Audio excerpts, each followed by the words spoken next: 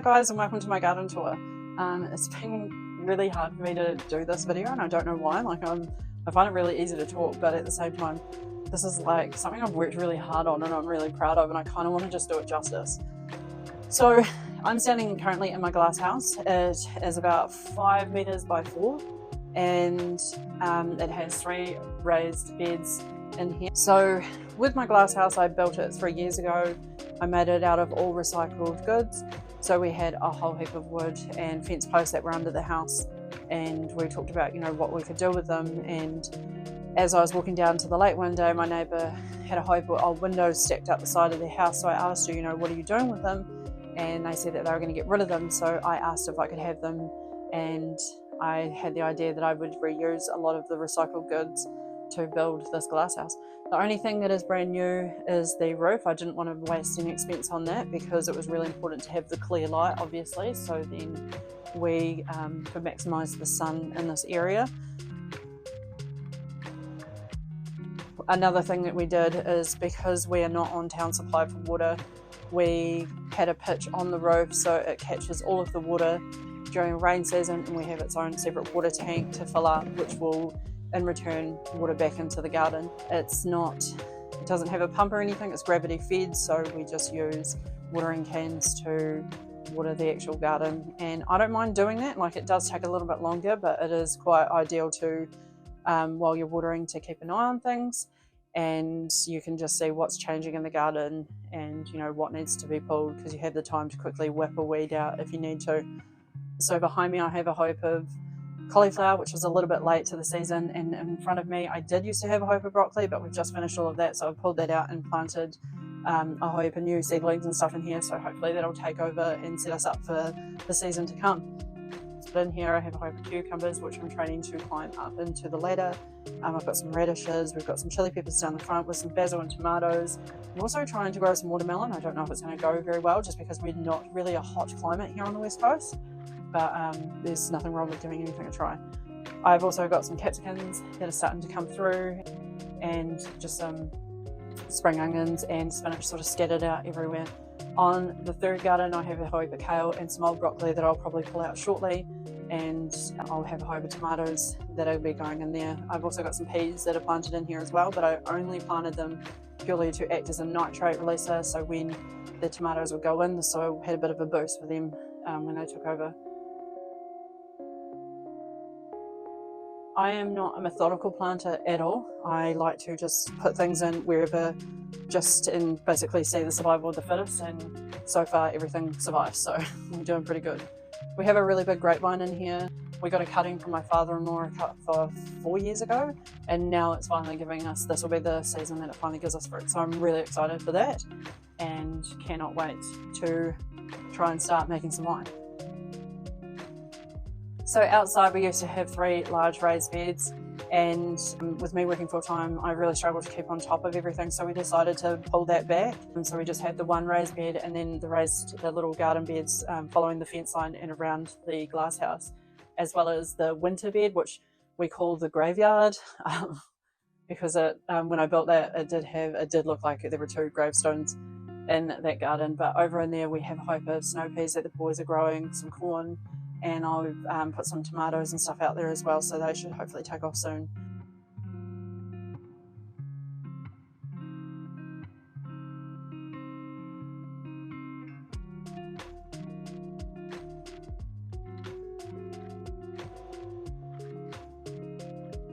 I focused on some more flowers this season. I've never really been good at flowers, so I have a couple of rose plants which I'm a little bit nervous about because they attract aphids, and so I'm hoping with the natural ecosystem that I've created with my garden, with all the natural pesticides and all of that, that it'll hopefully keep on top of them, but we'll just have to wait and see. We'll cross that bridge when we come to it. We have a hope of hydrangeas around. I really like dahlias, so I've got quite a few dahlias sort of scattered about as well.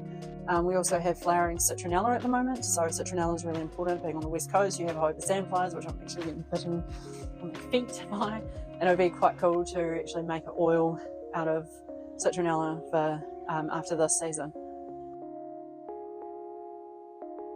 If there was anything that I wish that we did beforehand, I really wish that we started on the fruit trees.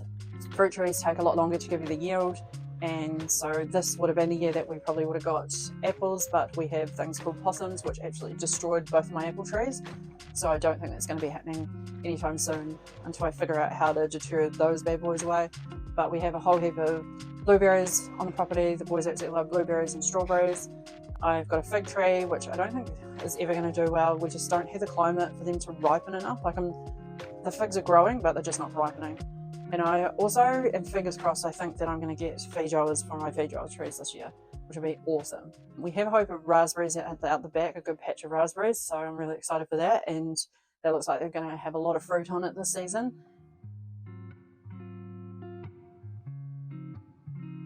I've also planted a whole heap of potatoes in pots this year. That's one thing I wanted to focus on this year, is having a whole heap of potatoes. Potatoes are actually really easy to grow, and I know that, but I've never actually focused on growing potatoes until this season. So one person I want to credit a lot to gardening is my friend Jodie from Derived from Nature.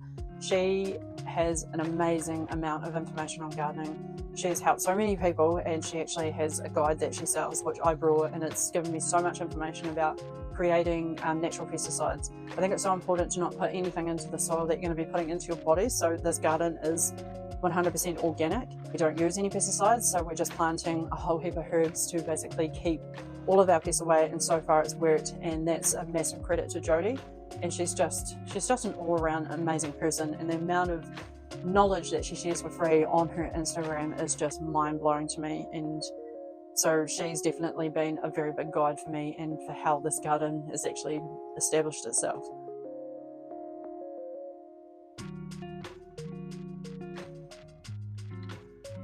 So a lot of the natural herbs that I've planted are just your basics and so easy to grow, which is your thyme, rosemary, oregano, sage, and a whole heap of mint. I know a lot of people are really like, don't put mint in the ground, but for me, I find it really easy to maintain. And I mean, you're pulling weeds anyway, so it doesn't take you much to quickly whip out some of those heads of the mint. And because I'm able to keep on top of it, it hasn't taken over my garden at all. There's a whole heap of strawberries outside, which is for the boys. Also got a whole heap of lavender outside as well, which again acts as another natural pesticide. We also do a lot of our own compost, so anything that comes out of the garden either feeds the chickens or it goes straight into the compost. The only things that I'm adding into my soil is basically horse poo, sheep's poo. I also get blood and bone from Tui Garden, as well as their seaweed tonic that I use to sort of just top up a bit of a feed into the soil as well throughout the season. So yeah, I've learned actually quite a lot in the last couple of years, and I'm still learning. I'm not a pro gardener. I'm just living proof of, trial and error is the key, and just keep trying. For me, it's a mental health thing. I really love being able to come out and just focus on what's happening out in here, and really just shutting down for the day and just enjoying seeing the difference that a day can make out here in the garden, because there's always something new that's popped up or grown overnight.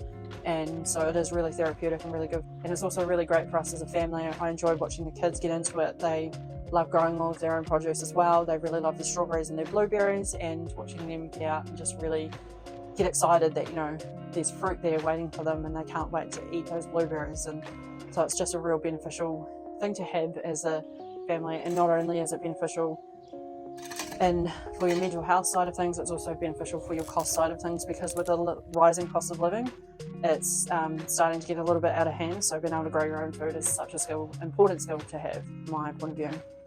So we have quite a empty space out in the back right now. We're still undecided what we want to do with that area. Eventually we will be doing a full overhaul for landscaping. We are building a big shed out the back, and so there are two really big remus out there that had to come down. They would have eventually created a risk to the neighbours. If they were to blow over, they would have definitely taken out someone's house. So I've been able to save the trunks for those trees, and we will be slabbing them, and I will be reusing those to create the bench tops for my bathroom and my new kitchen. So that's kind of special to have that and know that it came from off the land as well. My biggest advice is just try. Give it a go. If you don't have a garden, or if you're renting, try growing something in pots. Like, it's any bit of soil, you can definitely grow something, and in one pot you could grow at least 3 things. And definitely just give it a go, and if things die, they die. You can always replant again, and there's just something so magical about that. Anyway, if you made it this far, I appreciate you so much. Thank you so much for watching my video, and I cannot wait to see you next time. Bye.